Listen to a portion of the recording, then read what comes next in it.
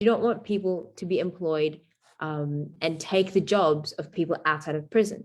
This is because with low employment rate outside of prison, it looks bad for the government. And therefore, with less employment outside of prisons, there would be less spending because lower income outside of prisons. And so because of this, we would have this in a world where there would not be full employment and that there would be shortages of skills in some areas. Therefore, the jobs where there are labor shortages or low labor competition will apply to these circumstances. And examples of these include fruit picking or constructing rural roads that would not otherwise be constructed. And I'll talk more about that later as well. So two main things today. One, why this is beneficial for prisoners and why this is morally justified. And two, why this improves society and why the alternatives is that these jobs don't happen. So the minimum wage is designed for people to live with accommodation, food, and bare essentials. But in prison, prisoners already have all of that provided to them. They have all of this, as well as healthcare and other facilities that even some people outside of prison may not have. Therefore, they do not have the same moral justification to earn the minimum wage compared to people earn minimum wage. And therefore, any money that is made due to this labor will go into savings. The impact of this is that in an alternative world, prisoners would not have these jobs because they would be at minimum wage and therefore these jobs would not be offered to them. And I'll explain why companies would not offer these jobs to prisoners at a minimum wage. Therefore, prisoners are left without savings if they do not go to work. Savings are very important, especially for prisoners, because they need this money in order to support themselves outside of prison. Once they are out of prison, prisoners usually are out of work simply because they've been out of the workforce for a long time and therefore the place has to replace them with someone else. They also have this stigma attached to them for being a prisoner. Therefore, these savings are essential, and in our world, we are able to provide them these savings.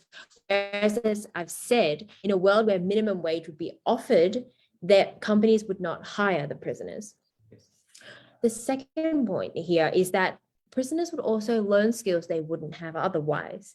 They become more employable than before. And they would, for example, they'd have more experience with either building trains or railways or in construction. And another important part of this is that through engaging and through interacting with people in these sorts of work, these workforces, they are able to build stronger networks. They're able to build relationships with their co-workers and other people in the field. They've already been employed by this company. They've already proved themselves as a reliable worker in this force. And therefore, once they leave prison, they are more likely able to be employed by the similar fields of work as well, because they have experience. Therefore, we already see multiple advantages. One, more savings for these prisoners when they leave, better networks for these people, and three, more likely to get a job outside. Why do we improve society, and why in the alternative world this won't happen? Well, first of all, let's look at the type of work that will be given to these prisoners, right? So we have roads in rural areas, or we have fruits in farms of rural areas. These roads would not be built otherwise, and these fruits would not be picked otherwise. Why? Because in these circumstances, when they do the cost-benefit analysis, the cost of building this road, this rural road, where how many cars would drive on this road, doesn't justify the outcome. We are able in our world to change this cost-benefit analysis, because at a minimum, at a wage lower than the minimum wage for prisoners, we would immediately be able to build roads that wouldn't have been built otherwise. We would have fruits that would be picked that wouldn't have been picked otherwise. And therefore, we already know that it's very unlikely for companies to hire prisoner labor at a minimum wage in the first place.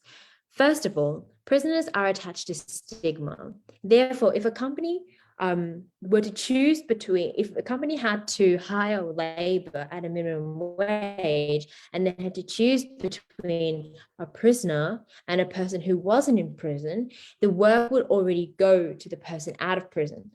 The reason why we lower the minimum wage here is so that companies are more able to afford more work, and they are more incentivized to give this work to prisoners. The reason why we don't take jobs away from people outside of prison is that these jobs wouldn't have been open for people out of prison in the first place. In our world, we have jobs that wouldn't have occurred, and we have the utilization of labor that wouldn't have happened otherwise. The alternative to this is that the only jobs available would be at minimum wage, and we would have roads that would not have been built, and prisoners without work, and we'd have prisoners with less or even no savings and less opportunities to find work outside of prison.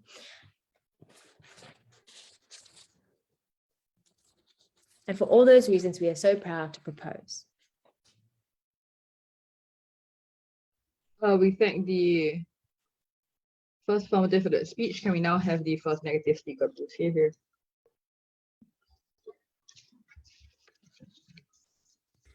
Hi, can I be heard? Yep. Okay. Oh, there you go.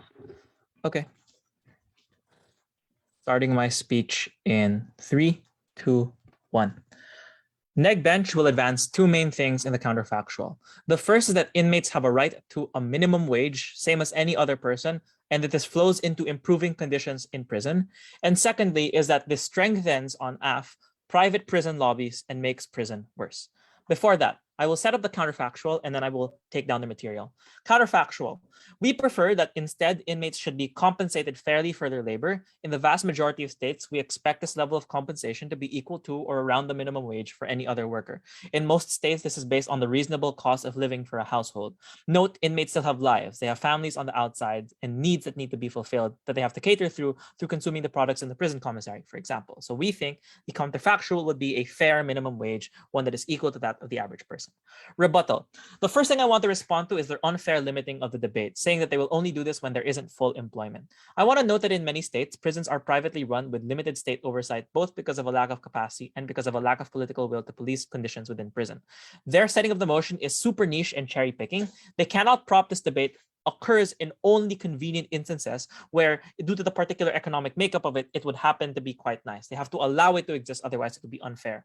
But I want to know that if this is indeed their model, then the economics that they point out is just not true. That is, there is still room for, they would still get hired even if it was minimum wage, because there are no other workers available to take that job. So if it is still profitable to pick this fruit, then companies will be forced to hire these people anyway. So it's not clear that their actual alternative of no labor happens to be true, because the economics of it only works in a world outside of the debate that they've set up confined to themselves. That ends the first response. So not only is the debate they're setting unfair, the alternative of no labor is also just untrue. The reason why that's damaging to their case is because all their claims about labor being good only works if that labor actually manifests. If the labor still manifests on our side, but with higher wages for people, then we get all their benefits, but more. The second response I want to have is them saying, well, in general, the alternative is no labor. So the more charitable version of their case is the part about the rest of the debate that they don't set the debate to. The first response is it's not clear why this is true. It's not clear why the alternative is no labor. First is, as we illustrate again, it is still more profitable to do this than to not do this. Presumably, they're hiring inmates because they need workers and thus seek to expand coverage of the work that they can do. Secondly, in many instances where the entire population is employed, as you do say, there's still a desire to expand within the prison by increasing the amount of labor is there. And thirdly is that in many cases, such as what we see in the United States, such as what we see in like Ireland and the Netherlands, right? The state is the direct employer of these people. We don't need to artificially generate demand because the state itself is in charge of it. So we can take all the resources they set up of having this rigorously checked and balanced whatever they have on their side and use this instead to fund jobs for prisoners that we're already partially doing anyway. So as such, it's really not clear why the alternative is no labor. But even if that was true, this is fine. At least they don't have to spend money recouping the extensive physical costs they bear of extensive physical labor like factory work and so on that can make your body degrade over time and make you have health problems. So in all possible instances, like either we've taken their benefit and then just run with it for ourselves, but better, or we've illustrated that they've set up an unfair debate, which is why already affirmative is losing with the constructive material that we set up in our responses. Argument number 1, inmates have a right to minimum wage. This will also respond to the principle that companies that you're already paid for as a prisoner. First, I want to note that we set minimums and we lower them only when labor markets are competitive, i.e. when workers have a variety of businesses that compete for their labor and there's a need to expand employment. This does not apply in a prison. Inmates are captive and only often have one or a very limited choice of the employer because the prison restricts who they allow in. And even if there are a few firms, it's easier for them to cooperate and set wages extremely low. And even if there is some competition, it's extraordinarily limited. Minimum wage exists as a protection against predatory wages by corporations. The problem is that your employer has a monopsony over labor in that particular area. They may say that part of your living costs are already covered by the state, but this does not in any way affect your right to a minimum wage for 4 reasons. 1, we don't adjust minimum wage for people who are on state subsidy or state healthcare. Just having the state have some intervention in the purchasing of things does not mean that you should fully be waived of your right to actual healthcare, of actual like minimum wage, because we peg it to other things. That is to say, we peg it to your ability to pay for things that are important for your life. Just because the state is already doing it doesn't mean that the value isn't fungible. Secondly, the state has denied you other forms of labor and the higher wages you could have potentially been earning had you not been imprisoned. Therefore, it should compensate you to some extent. Thirdly, the grounds upon which the state imprisons people is often spurious due to the power imbalance the state has over you, and as such, it should be exceedingly careful with doing so. This is one of the rights that would be unnecessary to take away, and as such, it has no right to take away. And fourthly, is that minimum wage isn't just set to your own needs, it's also based on your role as a provider, as most prisons are. And by imprisoning you, the state has deprived your family of a source of income, which is unjust in that they haven't committed any crime, but are being indirectly harmed by it. So their principal justification is bunk, works for our side, and in addition, there's a separate positive reason to believe that these people have a direct right to minimum wage. This not only is a principled abrogation of the rights, but also worsens conditions in prison. 1, it makes life harder directly in prison. Prisoners need this income in order to pay for things at the commissary like food, blankets, and hygienic items. Secondly, as we mentioned earlier, it harms other people, namely the people that depend on you and the money that you're sending home.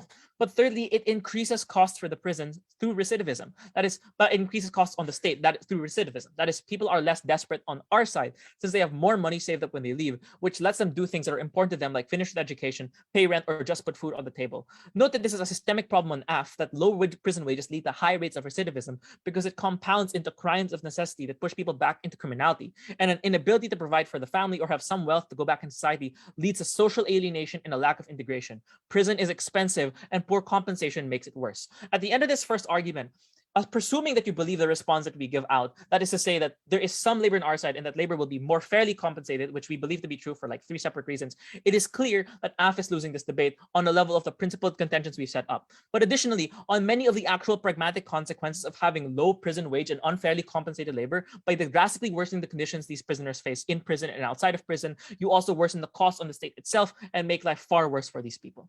That ends the debate, and this argument should be cared about, first of all, because it deals with a fairly large impact, that is to say, these people's direct principled rights being abrogated, but also just their ability to face, basic quality of life, the ability to feed their family. But secondly, long-term considerations such as harm and crime and harm felt by other people that you would be preventing if you had lowered recidivism.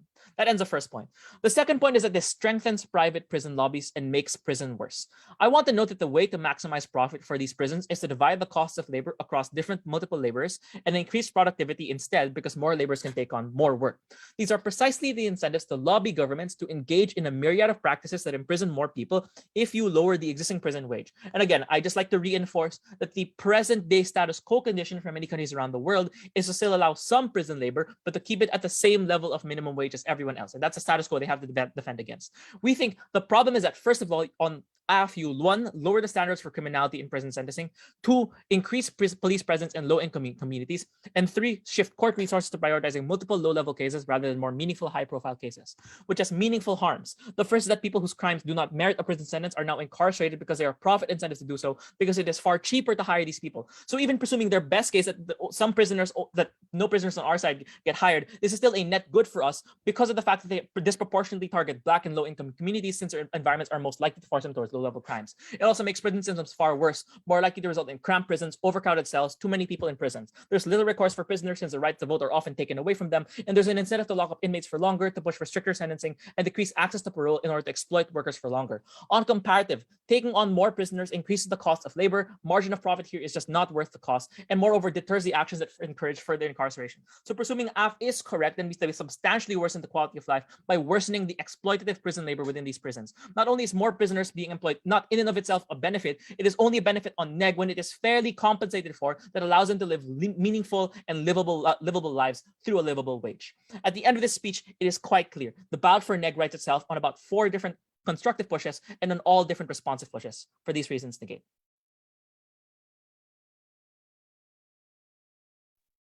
We thank the first negative for that speech. Can we now have second S?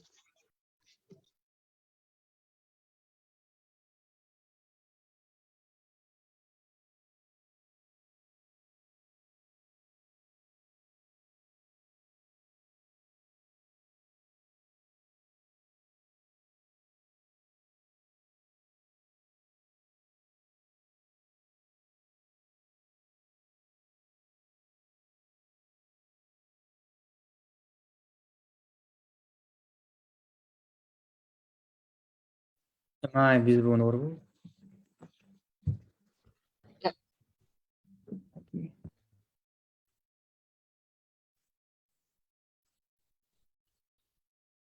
Starting my speech in 3, 2, 1. Panel, the stuff about the skill shortages wasn't a part of our model. The part about the skill shortages was literally pointing out what already exists in the status quo. That is to say, obviously prisoners who both sides, I assume, agree, are probably the most stigmatized members of our society.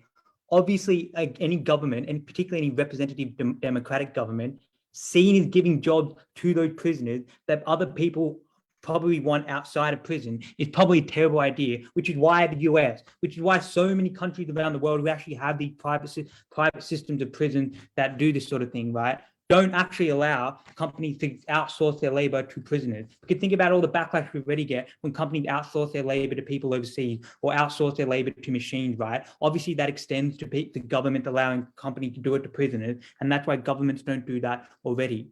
That is critical because that obviously means then that the jobs we're taking away are from people that are from these sort of skill shortages, and that's not narrowing the debate, right? That's just pointing out a fact. 3 things I'm going to talk about. First thing, I'm going to talk about the principle, then I'm going to talk about what's the best outcomes for prisoners, and then I'm going to show why this increasing of lobbying is just a wash, or just it's going to happen on both sides. The first thing on the principle. So they talk, well, obviously the prisoners have a family to feed outside, and that we won't obviously, we wouldn't do this to someone who's already getting subsidized from the government for other things, for like welfare and things like that, right? Obviously, in the instances where both families are working, right? So both, people who are taking care of the household are working, right? One person still has their job, but now they have to take care of one less person because their entire living expenses are no longer there, but they're still going to earn some degree, but that obviously mitigates the extent to which they need that income. But additionally, when in the instance where the other person wasn't working, they're still receiving income from the government, and they still don't have to pay for that one person to get all their living expenses covered by the prison population. So in terms of the difference between the income they get from outside, so let's assume that they were going to get a job in either world in prison, right? The difference that it makes to that person when that person went into prison is obviously very small. But obviously the real harm is if you believe our claim that these people in the alternative probably wouldn't get a job in the first place. That is to say, in the status quo, right, not every prisoner is able to engage in this labor, engage in this sort of work. Instead, what happens right now is that this sort of work is dangled in front of prisoners as a reward for good behavior because they are incredibly scarce in this prison population. And I think that just makes sense, right? Because obviously prisoners are stigmatized and therefore are seen as untrustworthy by companies. So there's an additional risk, at least in their mind, in terms of hiring the prison population. Additionally, there are sort of heightened logistical costs of trying to engage with prison in order to source their prison labor. That is to say, right, there's obviously going to be a cost with trying to make sure that your facilities are secure so that prison people don't escape, etc. There's obviously a cost in terms of trying to rearrange your trade route so that they go near the prison population so that you can have your packaging factory or whatever near a prison, etc. Right. So obviously the cost and there's a stigma. And additionally, even if you say even if you believe their claim that right now prisons can get whatever job that companies are willing to give to them, right? Like, then obviously there's a cost to the company to giving their labor, the PR cost to the company and giving their jobs to the prisoners, because obviously that would stir a huge backlash insofar as, like, you know, Fox News would probably run some stuff about how this manufacturing company is, like, you know, taking jobs away from hardworking Michigan workers and giving them the crooks, right?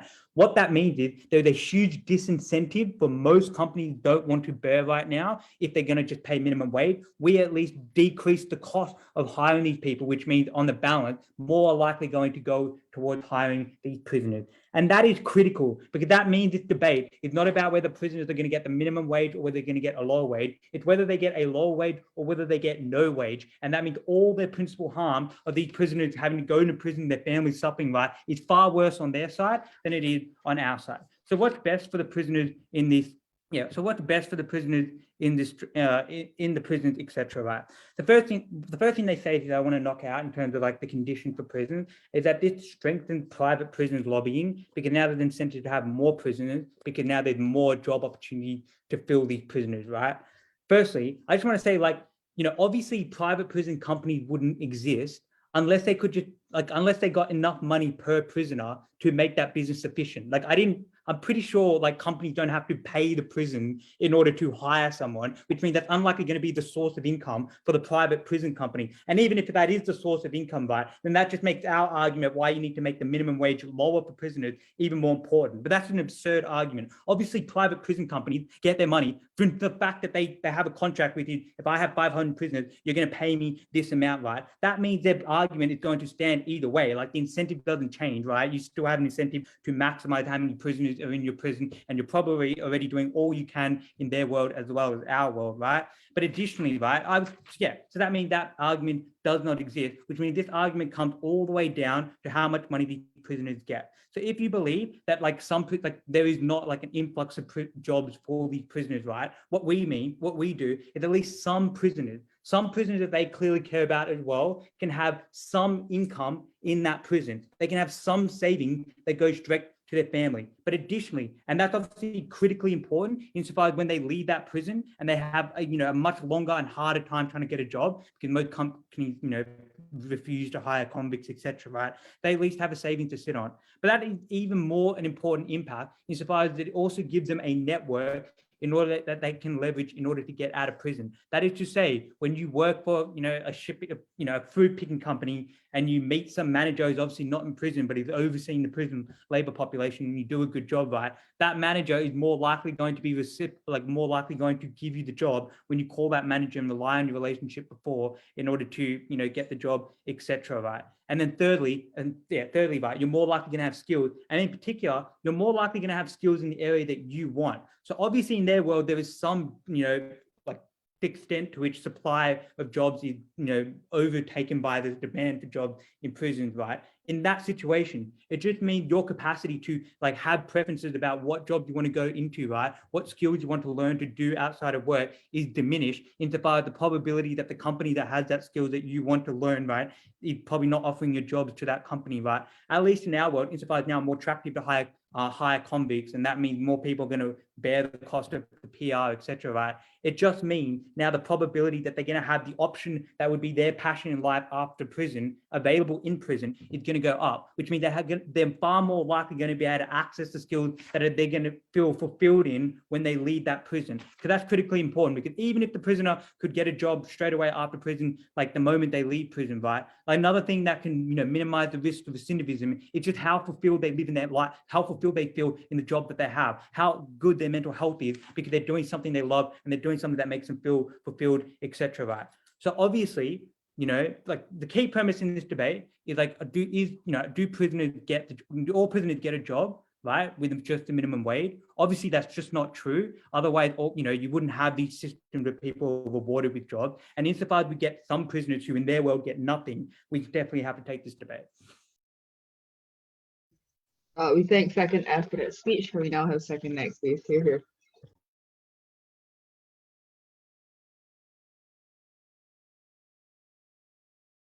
Hello, can I be heard? Yep. All right, great. Hold on.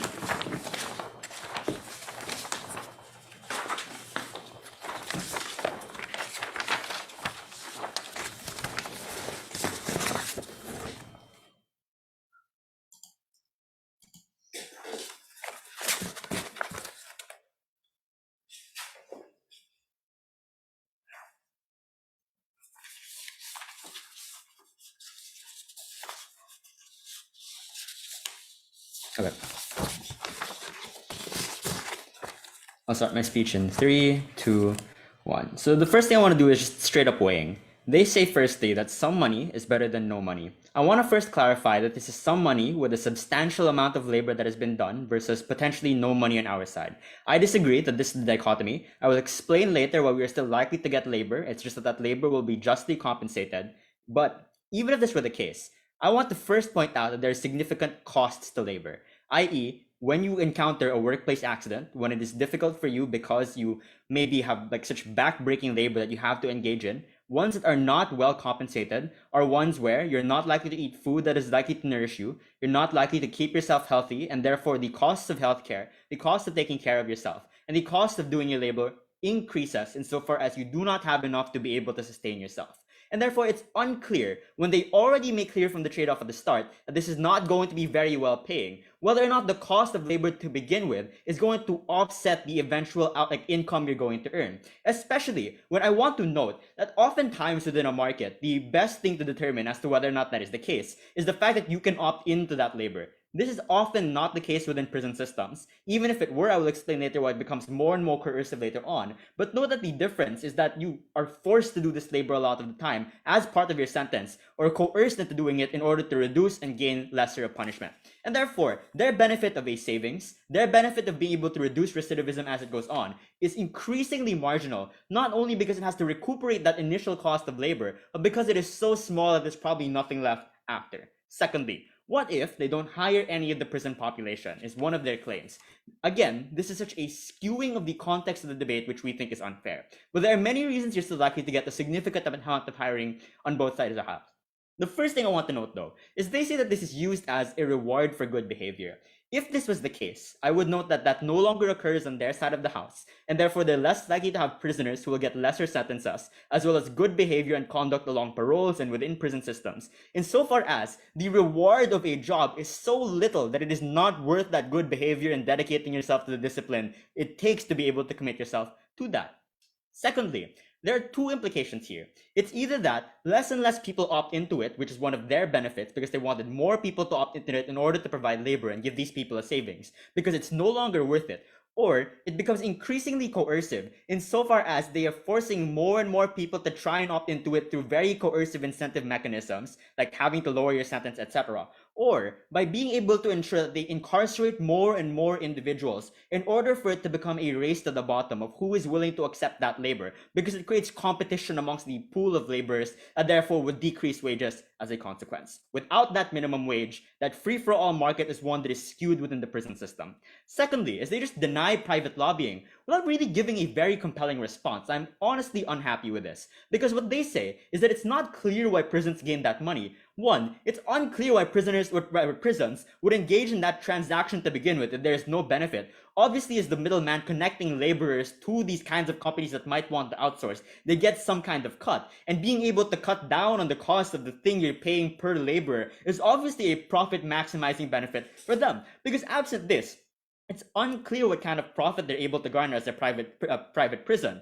And it becomes unclear as well as to whether they're able to increase that profit. Note that all the reasons they give of social stigmatization means that it's very difficult to rely on government contracts and the ability for a large amount of public funding towards prisons to be a sustainable source of funding. And therefore, often private agreements based upon labor are the primary sources of funding that you have. What are the implications of this argument? The first is that it becomes clear as to why there is still an incentive to be able to provide labor, because there are significant amounts of many different industries that would still want to pay people a minimum wage for the amount of labor that they're going to do. But secondly, is that it doesn't defeat the claim of private lobbying, because obviously you want to be able to cut the costs, and without that government intervention of securing a minimum wage, it is more and more likely that they cut down on the number of people, or rather, the cost of labor, because either they can have it divided over a larger number of people and have those people compete to be able to get lower wages. And what that means is that you have an incentive to be able to get more and more prisoners. I want to reinforce that this is a huge harm in this debate, because encouraging more and more incarceration targets low-income and Black communities the most by doing things like making things like drug possession, which probably should not be a prison-worthy offense, or being able to ensure that there is greater police presence, which often has poor developmental outcomes in these low-income areas, and therefore forces these people into the trap of poverty more and more. Moreover, it decreases the incentives for things like reintegration, any kinds of helpful rehabilitation processes, because having prisoners commit crimes again, do it again, and come back to your prison is a profit-motivated incentive. This breaks the justice system. I cannot emphasize that enough. Next, they say if something like this happened, that there's some kind of backlash, that there's some kind of bad thing happening in prisoners, then Fox News will make a story on it for some reason, Fox News. And therefore, these people are not going to do this in order to avoid the public backlash. I want to note, in the absence of a public backlash as a mechanism, it is highly likely abuse is possible, and therefore some degree of government intervention in the form of being able to force just compensation is therefore the only alternative. There are three structural reasons why you're unable to get any kind of backlash for these prisons. The first is that these are just very untransparent institutions because people do not interact with them on a day-to-day basis. Moreover, the people that do interact with them on a day-to-day basis are the least likely to be enfranchised, least likely to have a voice because they are the most disprivileged and therefore cannot put it to the media, cannot come up with a compelling story, and therefore not likely to create that same public backlash. Secondly, prisoners in many states are unable to vote as a consequence of their actions, and therefore there is no political impetus to cater to this specific group of people. And that's a double thing, right? Because they are already disprivileged, there's no political impetus for that. But moreover, because you actually remove that right to vote, there is no political impetus for that as well. But thirdly, even if people saw that these people were so mistreated and abused, the social stigma they point to on AF contradicts this, because for all those reasons, a lot of people think prisoners deserve this. People think that this is just for murderers and rapists, when a lot of the time it's not even clear whether that's what they did or they are even innocent. And therefore, they need to have some kind of government intervention insofar as a lot of the labor that they will end up doing is not going to be justly compensated. In fact, there are many incentives to increase the productivity of that labor as a consequence. What that proves is this mechanism from second affirmative is ineffective. Lastly, the main benefits at first are that you're going to have prisoners gain more skills and make connections. I will remove these benefits and then explain the harms that come as a consequence. One, this is work that you will do for less than minimum wage, and therefore is often unskilled labor that does not meaningfully add to your CV. It is unclear why that is helpful. But two, for the same reasons of social stigmatization, it's unlikely you'll make those connections, talk to those people in the fields. Rather, they'll just think it's a prisoner that someone else and the higher-ups paid to do a job that they did not want to do. And therefore, it's unclear why these are meaningful benefits.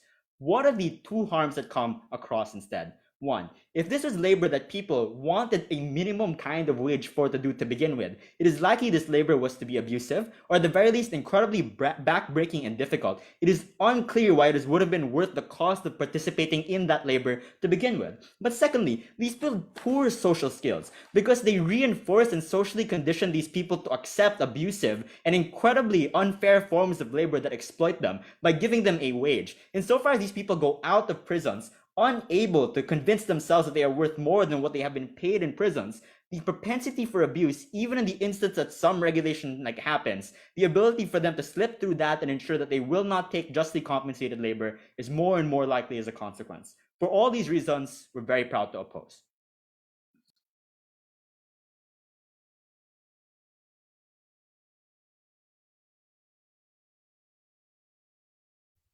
We thank second Nick for that speech. Can we now have third F, please?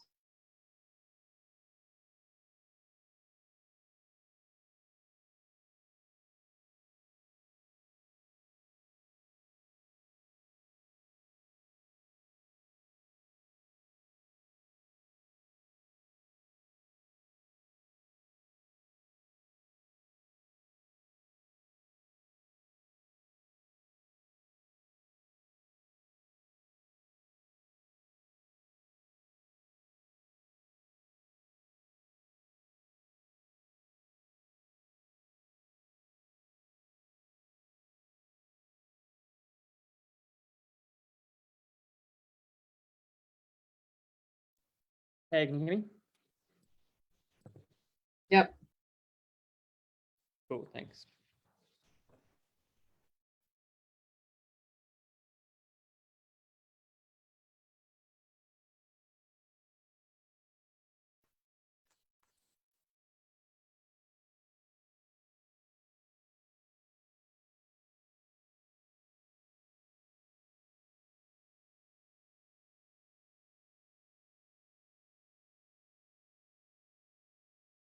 I think the biggest problem with what the neg are trying to do is that they completely overlook the reality of the situation and thus have dealt only in their like world of what they think the counterfactual looks like without engaging at all in what like would be their worst case, our best case, or what we think is a much more realistic picture of prisons at the moment. Because clearly most prisoners aren't employed at the moment. Most prisoners are not like working, and there's this a large amount of labor that is underutilized at the moment. The reason for that is because of the structural reasons we gave you at first and at second about why employers and why governments would rather have people outside of prison employed than people inside of prison employed. They haven't overcome that. It's too late for them to try to introduce new megs about how that is wrong at third neg. We wouldn't have a chance to respond to them. Don't accept them if they do. A few things I want to talk about in this speech. Firstly, the principle. Secondly, what is the actual counterfactual, or what does the counterfactual look like? What does the status quo look like? Thirdly, why this is better for prisoners, and finally, why this is better for society as a whole, right? Because they tried to like run this principal argument. I think they pretty much gave up on it at second neg, but like we'll engage with it anyway at first about how like prisoners are entitled to the same as everyone else, without really engaging with any of what we told you when we preempted this at first staff, right? Because they said, firstly, that this is like analogous to welfare. This is extremely unanalogous to welfare for the reason that welfare is given out for the additional external costs that you have associated with a disability that is outside of your own control. Completely different to being already given all of this extra stuff and now like having the opportunity to do things, right? You note the difference between one is an external thing outside of your control for additional costs. There are no additional costs here for prisoners. They already have that provided to them. They said then that like it's deprived them of higher work and you're like falsely jailed. I think these two are basically the same thing, which is that like, what if you could be doing more but you didn't actually commit the crime? I think the problem there is you have to run a prison system on the assumption that people are guilty. Any other way, it doesn't work, for the reason that if people are not guilty of the crime, clearly the bigger harm that they are facing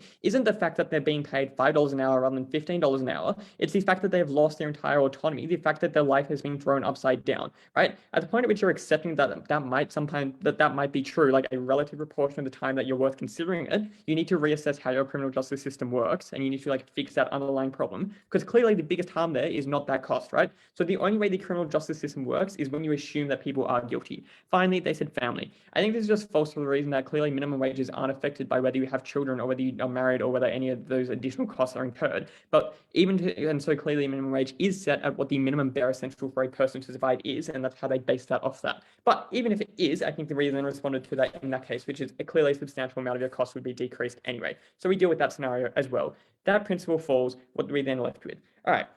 What is the counterfactual? Because the counterfactual that they've tried to defend, they've tried to prop the whole time, is that prisoners are employed, but now they're employed, like the same percentage of prisoners are employed, but now they're employed at the minimum wage. This would be a lovely world, and we would love this to be the case, and clearly this would be better than prisoners being employed at a lower case. The problem is, this isn't what the status quo actually is, because companies, we told you, and governments as well, have an incentive not to give jobs to prisoners when they otherwise would be given to people outside of that population, right? And when the minimum wage is the same, there's no reason why they would do that, right? Because companies have the incentive, first because of the costs that Danigan talked about, secondly because of the stigmas that they talked about, both about hiring someone with that stigma attached to them, but also the stigma that comes to the company now that they are hiring people who are in prison, who are seen as like the bad guys rather than people outside of prison. So the company doesn't want to do it. Finally, the government doesn't want to do it for the reason that now unemployment rates look worse, and it's worse for the economy because now they aren't able to like spend in the same way someone outside of prison can spend, right? Which is why when we talked about full employment, it wasn't the economy as a whole has a full employment. It's like clearly this isn't going to go to areas where there is already like enough labor like in that like field, right? What we're talking about is areas where there isn't enough labor in that field. The reason why it's not hired, why they're not done at the moment, is because there's no other reason to hire like there's no other incentive for people to hire prisoners. They then talk about and try to give the example of, oh, well, the government can provide these jobs anyway. They're all provided by the government. Clearly, they aren't all provided by the government, hence why they're not like all fully employed. If they were able to be provided by the government would rather give them to people outside of prison anyway. But finally, if the government were like, and the more efficient way of doing that is for the government to be able to hire more prisoners on a lower wage, and why that is better.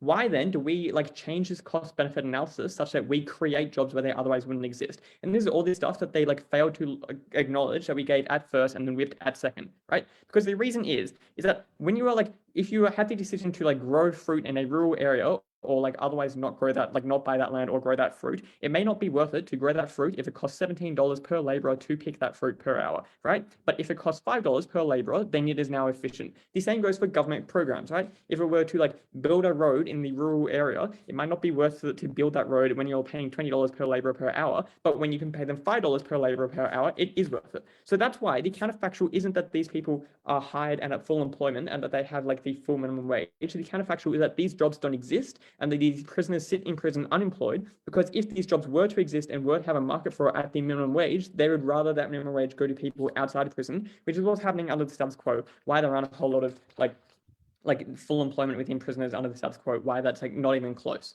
Finally, so then at the end of that, when you're comparing that real counterfactual to what like we told you will happen under our model, is it good for prisoners and is it good for society? Because they said it's not good for prisoners. The last argument that stands once you realize like the real counterfactual is that backbreaking labor is costly for prisoners and like healthcare and all that means it's really bad for prisoners in the long term. Firstly, I don't know what job they're talking about where the labor is so bad that like you're guaranteed to have these massive costs afterwards. Like this isn't like slave indentured labor. But secondly, to the extent that that's true, right? This is a minimum wage. So prisoners aren't forced to do this job, right? Like they're not like forced into it. But if they had, so they still have a choice. If it is such that it is like so bad for their back or is so bad for their long term that it is better for them not to do that job, they can choose not to do that job, at which point the companies have to raise the amount that they're paying that prisoners for the prisoner to opt into that job, which is the minimum wage might be $4 and that might be the starting hour. But then after they realize all these externalities, they have to raise that to $8 with the rest of society's minimum wage being $17, something like that, right? So it's still below what the rest of society's minimum wage is, but that's not to say it's so low that it's like terrible outcomes, because clearly prisons are able to make that way up and make that decision themselves. So that argument falls out of it. Then they said like, oh, well, it makes people's behavior and rehabilitation worse because now you can't use this as an incentive to get them in prison. Firstly, I think there are enough other incentives, such as like literally getting out of prison parole, having your life back, that this isn't going to have a meaningful effect on that. But secondly, we say the much more effective way of getting them out of prison and keeping them out of prison is to like improve rehabilitation. We improve rehabilitation, firstly, because we do add to the CV. As much as they tried to say working a minimum like skilled job doesn't add to your CV, clearly having that on your CV versus being in prison for 5 years on your CV, it is much better. Secondly, just having experience like building a road might be a minimum skill, but it's still some level of skill that you can say, I have done this, and you can get employment in that. Thirdly, we say the savings that this allows you to have by being employed means that for the few months when you are out of prison while you're looking for a job, you don't have to resort to crime to make the bare minimum, and you are more able to deal with those few months, which is why we get better rehabilitative results, why we win on that. Societal effects. What did they say about society? The sort of like last thing that's standing is they said lobbying means that like more people, like they're going to lobby more people in prison. I think this is an absurd point and really undermixed about like who's doing this lobbying, how they're doing it, how they're so powerful that they're changing time of government policies. Because the government doesn't want people to be in prison. It costs about $140,000 a year for a prison in the American prison system. Clearly, this isn't a cost the government would like to have, and clearly it looks bad for the government to be arresting more people all the time, to like be taking people away from families, to like do all of that. They will do this like as little as possible. I don't understand who is this like ultra powerful bodying people that is doing it. Secondly, we think that like so I just don't think that's realistic. What then we do get on our societal level is we get work done that otherwise wouldn't have been done, which means rural roads are now built when they otherwise wouldn't have been built, train lines, fruit picking, etc. We say secondly that prisoners now have like a better life when they're out. They now have savings, they now have a chance of rehabilitation. So proud to propose.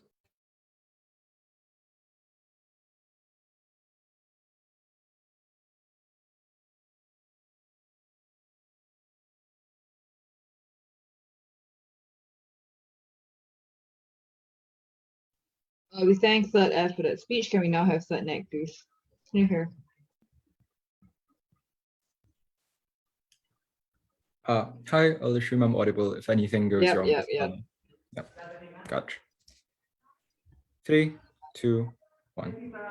At this point, AF has pretty comprehensively failed to demonstrate any path to their sole benefit of increasing employment. Prisoners aren't unemployed because wage costs are high. They're unemployed because they choose not to work in chain gangs and under backbreaking labor conditions. They choose not to manufacture license plates for 8 hours a day under conditions that they have no ability to negotiate and under employers that have no incentive to care about their well-being. What is clear is that the affirmative team makes conditions for inmates who are currently employed substantially worse, robs them of any dignity and any means to recover once they're out of jail. I want to talk about three things. First, I want to talk about employment, taking down the bulk of their case directly. Then I want to talk about the lives of inmates and why this is unjust, even in the worst case where the comparative is unemployment. And finally, I want to talk about the broader incentives of prisons and what this does for the prison industry. Let's first take down their point on employment, because the premise of AF's case is that the current minimum wage is too high for firms to employ inmates. But their proof of this is just largely unconvincing for a few reasons. One, look at their own context. They say they will only allow this when employment outside prisons is already maximized. If employment outside prisons is already maximized and firms are still looking to expand because they need more workers and there's no more supply outside, they're willing to hire inmates at the cost of the minimum wage, and there's no need to lower it because there's no need to incentivize them to hire workers because they don't have the choice. What that means, it's either the case that they unnecessarily force inmates to starvation and poverty, or you have to take the worst case, which they never wanted to do, of damaging the employment of average citizens and depressing their wages. This already takes out AF's case because the alternative is employment. We launched this response at first to no response coming from them through the rest of the bench. Alternatively, they say that, companies don't currently employ inmates, not because of wages, but because of the stigma and logistical difficulties associated with employing prisoners. Look at this claim. If it is stigma, then lowering the wages won't change anything. If these companies care so much about their PR and public image, I'm not sure why they stopped caring about that PR and public image when they're still employing workers and they're still employing inmates, presumably that harms their profit to the same extent.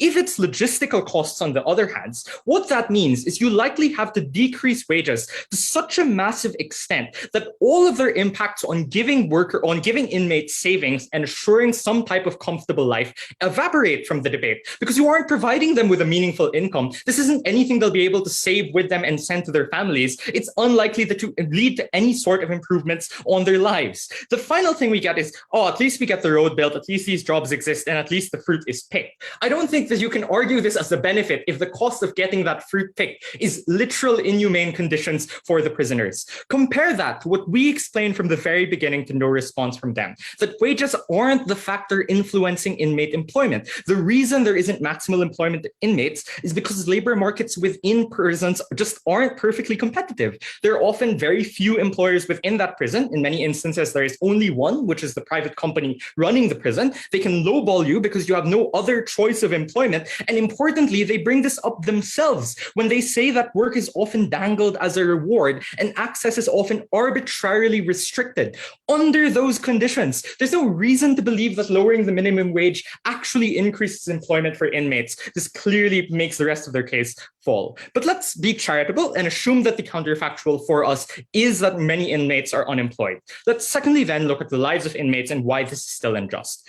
We say that unemployment is better than the forms of labor AF offers them, because the assumption they've had till this point is that it's going to be the same type of labor that prisoners have access to. That isn't the case. You're allowing worse forms of labor to come in. And the reason for that, and the reason this labor is likely to be excruciating, is because it's not picking fruits. It's the jobs average citizens would not take unless they literally had no other alternative, which is why they aren't able to hire outside the prison. What this means is this is excruciating labor that probably damages your physical well-being and erases your ability to work in the future. This also engages, by the way, with their point on networks and job opportunities. One, I'm entirely unclear why the average prisoner who is building the road gets to network with like the manager of the construction firm that is having the road built. But furthermore, it's not about your CV or your networks. It's about the fact that once you get out of doing that project for a significant period of time and doing it over and over again, because that's the only type of labor you have access to, it doesn't matter if you have those networks. You're no longer physically productive. You aren't able to work a job. And I think the suggestion at second AF that at least they're fulfilled is honestly just ridiculous. Like, this isn't fulfilling labor to the average person. You aren't improving their quality of life. You're forcing them to do the same or even worse forms of labor for worse wages without compensating them fairly. This is why the response to the principle we give secondly, it simply doesn't stand, because our claim is that the minimum wage doesn't adjust for these circumstances because it's within the state's prerogative to give you some level of income that you have control over, because it took away those opportunities from you. But further, just showing that you can lower the minimum wage because the state provides some things for you does not win you the debate if you don't prove that lowering the minimum wage achieves any sort of good impact that you guys want to claim. So all of that shows why even unemployment at worst for our side is better than the forms of employment they are giving prisoners access to on theirs. What you are comparing that to is all of David's material and why the state specifically has the obligation to guarantee you access to a decent livelihood, why you get access to better savings in our world when the alternatives and the choices you have aren't as excruciating and aren't as awful, but further all of our analysis on why prisons get worse and the lives of inmates get worse when they simply don't have this type of income. Finally, then, let's look at the incentives of prisons and the prison industry. And I think this is a clear win for us because the responses they give us both from second and third are rather glib.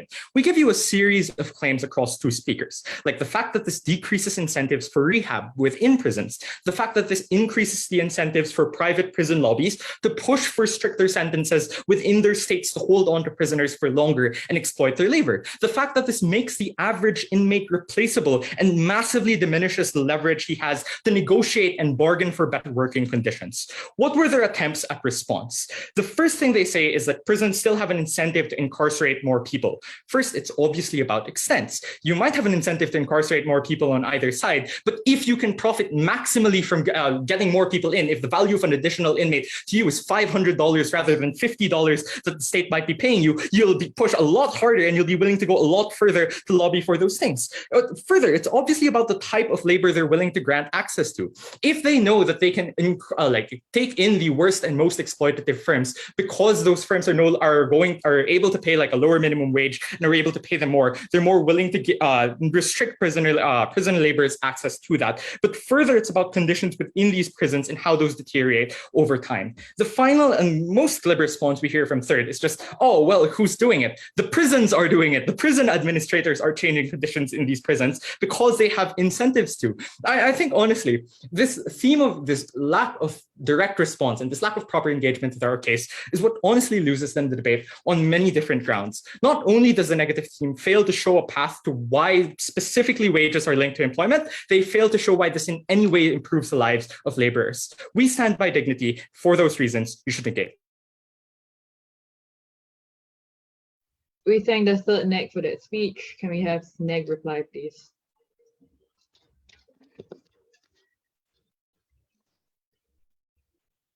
Hello, can I be heard?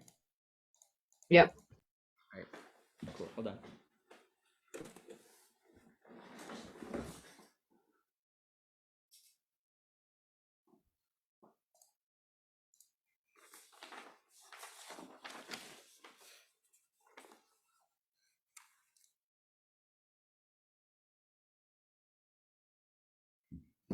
All right, I'll start my speech in 3, 2, 1. So as perhaps the strongest attack on our case is that there may not be an incentive to hire on our side of the house anymore.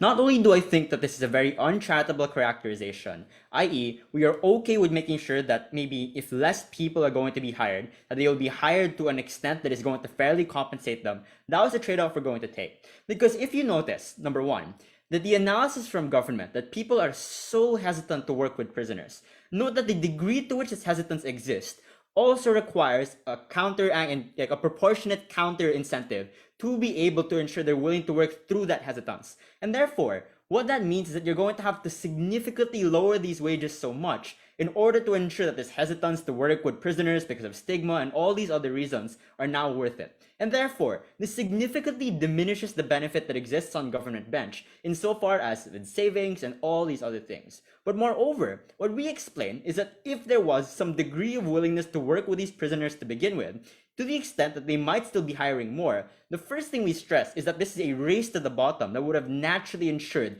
that these would not have been at all proportionate to the cost of labor, precisely because this labor can be incredibly backbreaking, to which they say, why? And which we say, why not? A lot of this is unskilled manual labor, where people have very little ability to get jobs anywhere, and the conditions in prison are so dire and people are so desperate that it therefore becomes very difficult to get any other kind of good labor. So all the reasons of, you can just choose, you can opt out, are obviously very tone deaf to the actual conditions within prison. But secondly, what we note is that for the group of people we do benefit, that is the only point in which your savings become actually meaningful, where the degree to which you can rehabilitate and not engage in recidivist activities are far more likely to occur. The next thing they say is that there are some things with such a small amount of people willing to do those jobs, we would want prisoners to do them.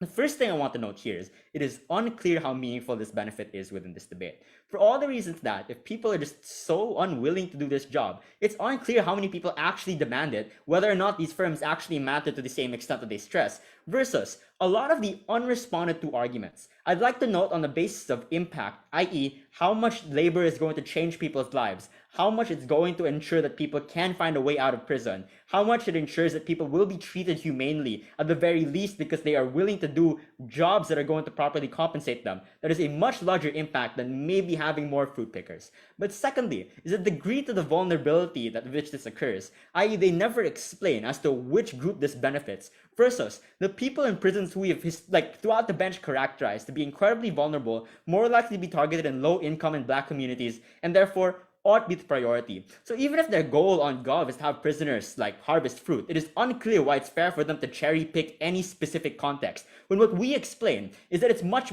worse when you force a lot of people or corporations that would have otherwise wanted to pay laborers a minimum wage and then give them the option to work it all the way down. Lastly, I don't think there is a very fair response at all to our argument with respect to the prison lobby. All they do is ask, who is this? Where is this happening? What a conspiracy theory. When this is just tone deaf to all the prison lobbying activities that have existed in America and in many other states, precisely because large private prisons benefit from being able to pay the laborers less and be able to make money from the outputs that they're able to produce. If you believe this argument because they are unable to respond to this in a manner that is fair, there are so many implications that come after. Not only does this break the prison system because you want to keep them in for longer and do not want to rehabilitate them, it ensures more people who are innocent, more people who might be guilty of not so bad crimes are going to be imprisoned. But moreover, it ensures that the facilities and conditions within prisons where more people are going to be taken in, ensure that more people are going to suffer the harms of prison, and also you overload prisons to an extent that is no longer going to be amenable for these people. So, even if you believe the arguments from Gov, in my opinion, it's still unclear as to why they're worth any of the harms we espouse. But if you believe the benefits from us as well, I would say we should win this debate. I'm very proud to oppose. We thank Neg reply. Can we have F reply?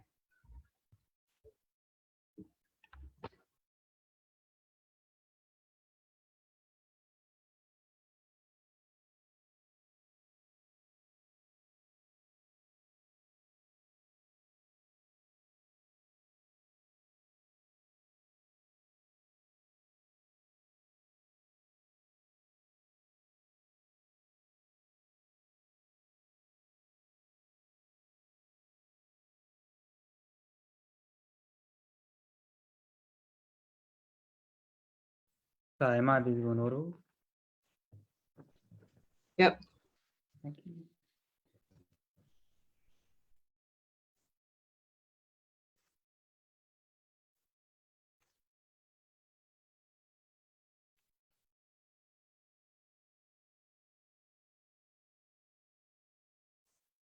My speech in 3, 2, 1. 3 questions in this debate. Does this increase lobbying? Secondly, is this principally permissible? And finally, do we access our benefits of getting more money into more prisoners' pockets?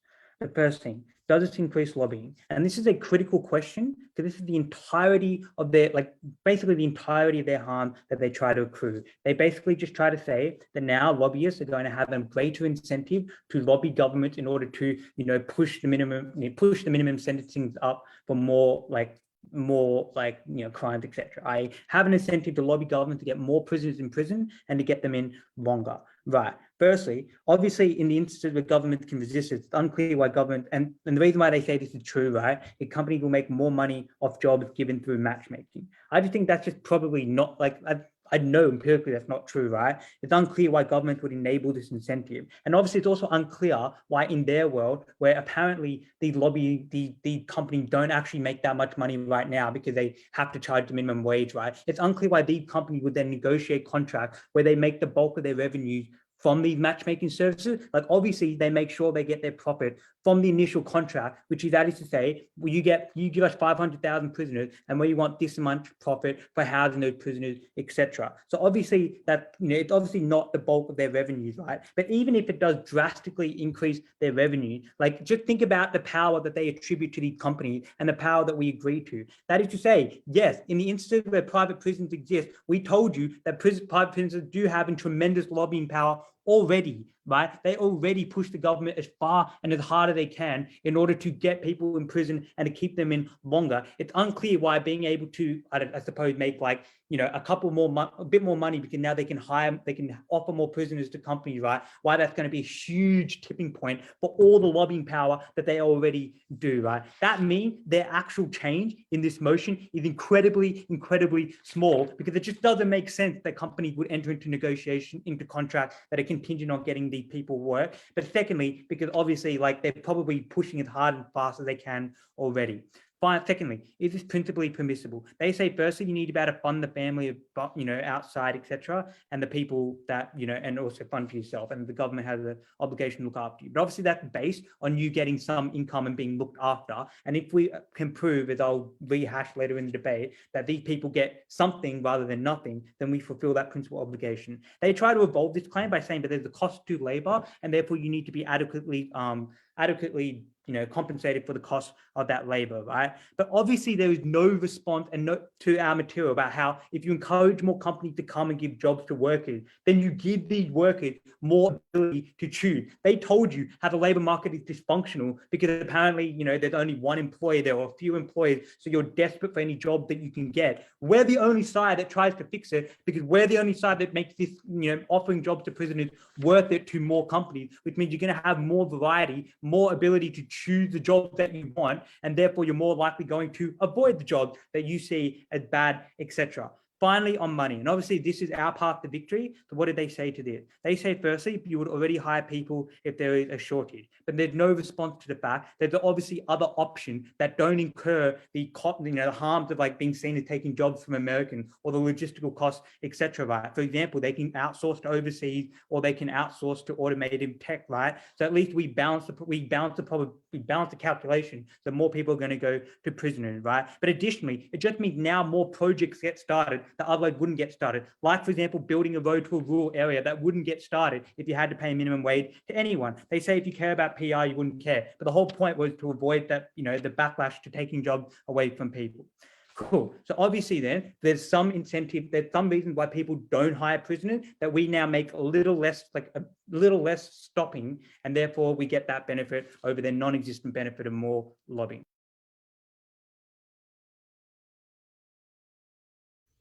I think the debate for those speeches, I invite everyone across the floor, shake hands, and then leave the room. We'll call you back in later.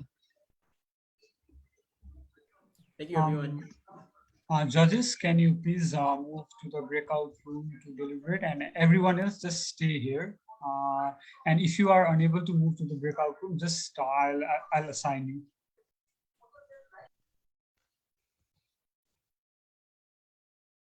Yeah, we don't have a breakout room option.